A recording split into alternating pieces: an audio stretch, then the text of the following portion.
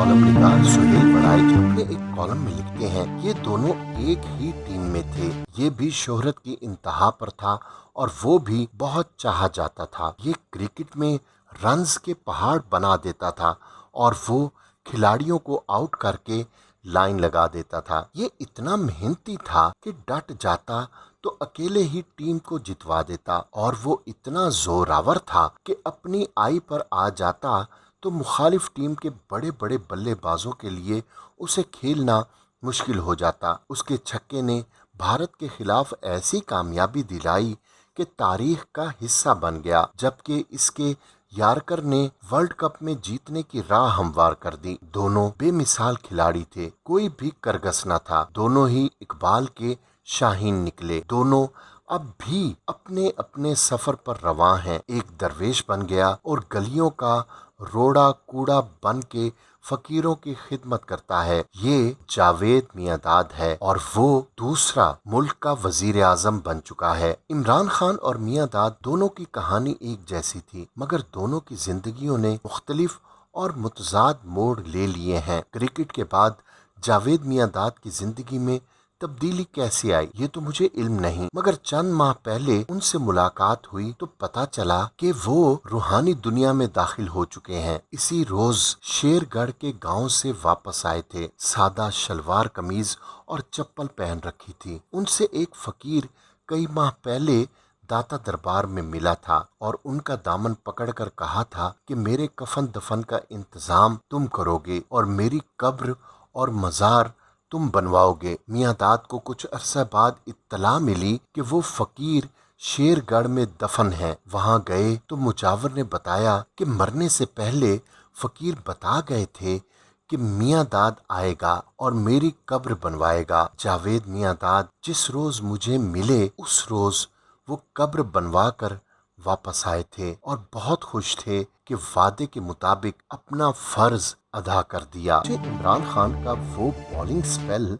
आज भी याद है, जब कराची के नेशनल स्टेडियम में भारत के आलमी शोहरत याफ्ता बैट्समैनों की विकेटें खिजां रसीदा पत्तों की तरह गिरी थीं। विश्वनाथ जैसे तजर्बाकार बैट्समैन के खिलाफ उसकी ऑफ स्टंप की तरफ रुख बदलने वाली 100 मील की रफ्तार से सुपर एक्सप्रेस गेंद ने विश्वनाथ की मिडल स्टंप उखाड़ फेंकी, जिसे वो लेफ्ट कर रहा था। फिर इमरान खान की जिंदगी का एक देरीना ख्वाब उस वक्त पूरा हुआ जब 1992 में पाकिस्तान ने वर्ल्ड कप जीता। वर्ल्ड कप में कामयाबी के बाद इमरान खान ने अपनी वालिदा की याद में शौकत खानम कैंसर हस्पताल की बुनियाद रखी, और हस्पताल की तकमील खुद इमरान खान के लिए भी हैरान कुन थी। मुल्क भर से जिस तरह हस्पताल की तामीर के हवाले से अतियात की बारिश हुई, वो भी आम लोगों की इससे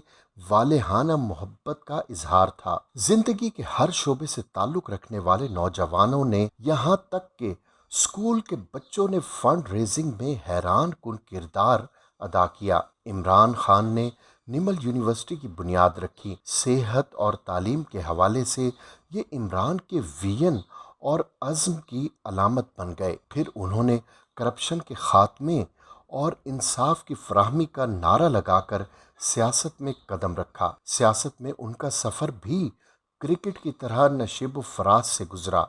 आज वो मुल्क के वजीर आज़म बन गए हैं और सबसे बढ़कर मुल्क को रियासत मदीना बनाने का ख्वाब देख रहे हैं। लेकिन इसकी ताबीर पाने के लिए खुलफाए राशिदीन की जिंदगी पर नजर डालनी होगी। सादगी और आजिज़ी को अपनाना होगा। सेहत, तालीम, महंगाई, बेरोजगारी और इंफ्रास्ट्रक्चर, मजहबी हम आहंगी, जिंदगी के हर शोबे में तब्दीली लाना होगी। रियासत मदीना की बुनियाद आकाए नामदार हज़रत मोहम्मद मुस्तफ़ा सल्लल्लाहु अलैहि वसल्लम ने रखी थी और सैयदना फ़ारूक आज़म रज़ी अल्लाह ताला अन्हा ने उसे बामे अरूज पर पहुंचाया था। अगर उन तालीमात में से 20% पर भी अमल कर लिया जाए तो आप लीडर बन जाएंगे। दुनिया आपका नाम बुझने नहीं देगी। अमारत और गुर्बत अज़ल से एक दूसरे के मुकाबले पर हैं। अमीर लोग हमेशा से गरीबों का इस्तेहसाल और उनकी मजबूरियों से फायदा उठाते आए हैं। अक्सर अमीर और ताकतवर बाअसर लोग कामयाब रहते हैं,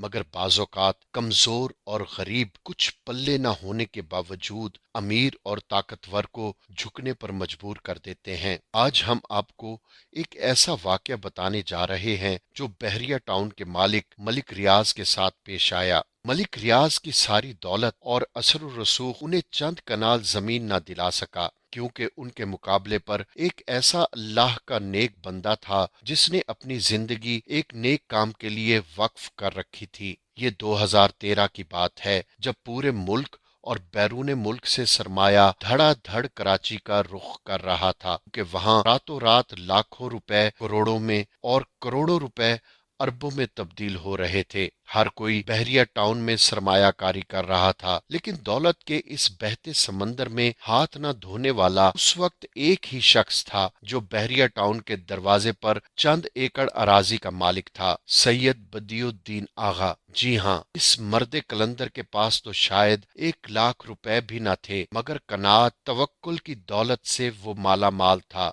सैयद बदियुद्दीन बहरिया टाउन कराची के दोनों मेन दरवाजों के दरमियान वाक़ 15 एकड़ अराजी के मालिक थे। मलिक रियाज के ब्रोकर्स ने उस अराजी की बोली चंद करोड़ से शुरू की और फिर चलते चलते ये बोली 42 अरब रुपए तक जा पहुंची। जी हाँ, सैयद बदियुद्दीन को 15 एकड़ के इस कतई अराजी के लिए 42 अरब रुपए की पेशकश की गई, मगर सैयद साहब की जबान पर शुरू से लेकर आखिर तक इनकार रहा। अब आप इस शशोपंज में मुब्तला होंगे कि आखिर ये शख्स कौन है और उसने इतनी बड़ी पेशकश को ठुकरा क्यों दिया। आइए जानिए और हैरान हो जाइए। कहानी शुरू होती है 1996 से, जब सैयद बदियुद्दीन के वालिद सैयद अली आगा सुपर हाईवे पर एक छोटे से होटल पर चाय पीने के लिए रुके। उस होटल के साथ ही 1 एकड़ के छोटे से प्लॉट पर अलम लगा हुआ था। इसी असना में उस अराजी के मालिक अमजद अली नकवी भी होटल पर आ गए। उन्होंने सैयद मोहम्मद अली आगा से बातचीत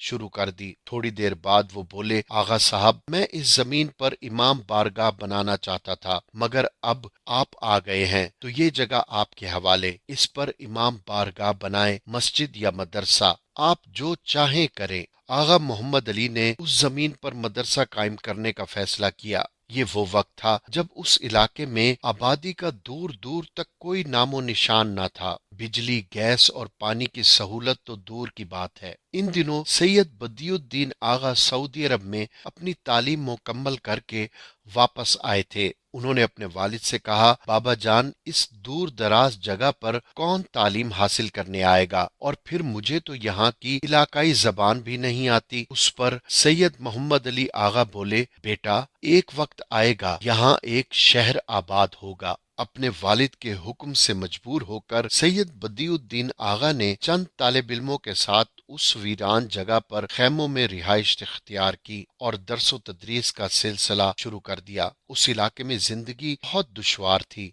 मगर सैयद बदियुद्दीन साबित कदम रहे। छरसा गुजरा तो उसी होटल के मालिक ने अपनी जमीन भी मदरसे के लिए वक्फ कर दी। लोग उन्हें वहां तालीम देता और नमाज की तैयारियां करता देखते तो कहते, जनाब, इस बियाबान में कौन नमाज और कुरान पढ़ने आएगा, किसी आबादी का रुख कीजिए। मगर आगा साहब हमेशा जवाब देते, एक वक्त आएगा जब यहाँ नमाज पढ़ने वालों का इतना रश होगा कि तिल धरने की जगह न होगी। देखते ही देखते 12 साल गुजर गए। इसी दौरान इमाम बारगाह वाले अमजद अली नकवी ने अपनी मजीद जमीन आगा बदियुद्दीन के हवाले कर दी और यूं ये मदरसा 15 एकड़ अराजी पर मुहित हो गया। मदरसे के लिए जमीन का आखिरी सौदा करते वक्त आगा सैयद बदियुद्दीन के पास कुछ भी न था। उन्होंने अपनी इकलौती कार बेची और 2 लाख रुपए बयाना अदा कर दिया। चंद रोज बाद उम्रे के लिए मदीना मुनव्वरा चले गए। वहां रोज़ा रसूल पर हाजिरी दी और यूं गोया हुए,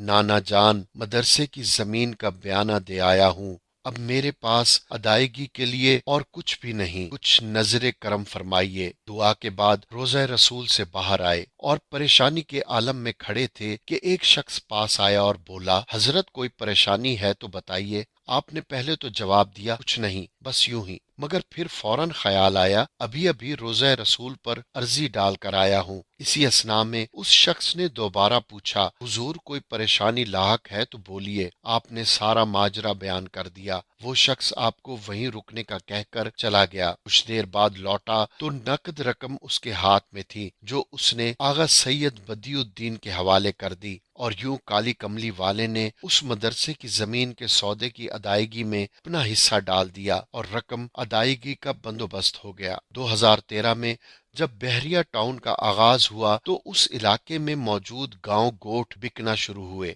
جس کی جو قیمت لگی اس نے وصول کی اور اراضی بحریہ ٹاؤن والوں کو بیچ کر چلتا بنا۔ مگر پہلے روز سے ہی آغا سید بدیع الدین کا مدرسہ اپنی جگہ پر قائم رہا اور آخر تک انکار ہی رہا۔ لالچ، دھمکی، دھونس، منت، سماجت، ہر حربہ آزمایا گیا، مگر پہلے روز سے ہی آغا سید بدیع الدین کا مدرسہ اپنی جگہ پر قائم رہا اور آخر تک انکار ہی رہا۔ لالچ، دھمکی، دھونس، منت، سماجت، غرض ہر حربہ آزمایا گیا، مگر آغا صاحب نے مدرسے کی زمین بیچنے سے انکار کر دیا۔ مدرسے کی اراضی کے حصول کے لیے رقم کی پیشکش کروڑوں سے شروع ہوئی اور اربوں تک جا پہنچی، مگر آغا صاحب نے انکار کر دیا۔ بحریہ ٹاؤن یہ جگہ کیوں نہ لے سکا؟ آغا سید بدیع الدین نے مدرسے کی یہ اراضی فروخت کیوں نہ کی؟ یہ اکتا بعد میں کھل گیا۔ آخری بار جب پولیس کی بھاری نفری نے بلڈوزروں اور ٹریکٹروں سمیت مدرسہ گرانے کے لیے اس علاقے کا گھیراؤ کیا تو آغا سید بدیع الدین نے ایک جملہ کہا تھا، ہم اہل بیت ازل سے مظلوم رہے ہیں اور ہمیشہ مظلوم ہی رہیں گے، اسی میں ہماری بھلائی اور کامیابی ہے۔ ایک روز آغا صاحب کو پیغام ملا کہ ملک ریاض ملنا چاہتے ہیں۔ سیکیورٹی وجوہات کی بنا پر وہ خود نہیں آ سکتے، اگر آپ مہربانی کریں اور دفتر تشریف لے آئیں بہتر ہوگا۔ آپ نے حامی بھر لی اور ملک ریاض کے دفتر بحریہ ٹاؤن تشریف لے گئے۔ جب ملاقات ہوئی تو ملک ریاض نے پوچھا، جناب آپ کیا چاہتے ہیں؟ آغا صاحب بولے، جناب آپ نے بلایا ہے، آپ بتائیے آپ کیا چاہتے ہیں؟ ملک ریاض نے کہا، ہمیں اپنے ٹاؤن کے لیے آپ کی زمین درکار ہے، اس کی جو قیمت کہیں گے ہم ادا کرنے کو تیار ہیں۔ آغا صاحب نے کہا، حضور اگر آپ 1 انچ کے بدلے 1 کروڑ روپے بھی دیں تو ہم یہ زمین فروخت نہیں کریں گے، البتہ اگر زبردستی لینا چاہیں تو ہم مسکین لوگ ہیں، کاندھے پر چادر رکھیں گے اور چل دیں گے، یہ زمین آپ کو مبارک ہو۔ یہ سن کر ملک ریاض کچھ دیر خاموش رہے، پھر بولے، آغا صاحب ہمارا اب اس زمین پر کوئی دعویٰ نہیں، ہمیں یہ زمین نہ اب چاہیے نہ آئندہ کبھی آپ کو شکایت ہوگی۔ یوں 5 سال سے جاری کشمکش کا 5 منٹوں میں خاتمہ ہو گیا۔ یہ مدرسہ پوری آب و تاب کے ساتھ اپنی جگہ پر قائم ہے اور اب بحریہ ٹاؤن کی جانب سے مدرسے کو فلٹر شدہ پانی اور بجلی مفت فراہم کی جاتی ہے۔